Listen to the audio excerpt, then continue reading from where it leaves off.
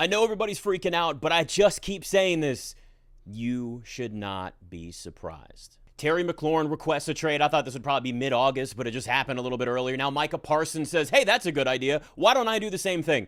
Well, what's the common denominator here? They both want new contracts. This is how these things go every single year. We see it time and time again in the NFL. It's like there's a checklist. There's a checklist for these guys to just sit here and say, okay, when they don't by this point give me the money that I want, tell your agent, hey, I want to trade. The agent goes out there and tells the team that they want to trade. And it's back and forth and back and forth. This is how these things go every single year. Especially if we're talking Terry McLaurin. The guy's been there through the worst of the worst. A million different quarterbacks. Still a 1,000-yard receiver. You think he actually wants to leave now with Jaden Daniels throwing him the football? No.